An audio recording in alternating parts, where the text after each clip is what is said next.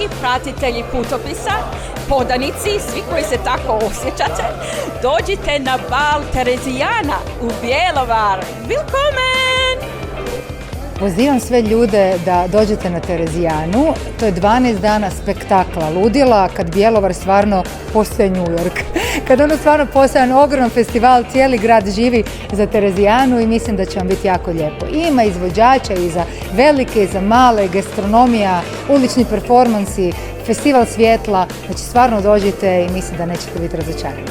Evo, Bijelo dugme u zadnjih godinu dana, 2 godine slavi svojih 50 godina rada postojanja, tako da i dolazimo sa svojom 50-godišnjicom u Bjelovar. Drago nam je, slavit ćemo tamo u Bjelovaru Terezijanu 30 godina. Svirat ćemo jako žestoko, bez obzira što imamo malo više godina, ali još smo mi dobri stari rokeri koji to nose odlično i pozivam sve da dođu da uživaju na tom koncertu, a ujedno i mi ćemo zajedno s njima pjevati sve te lijepe pjesme.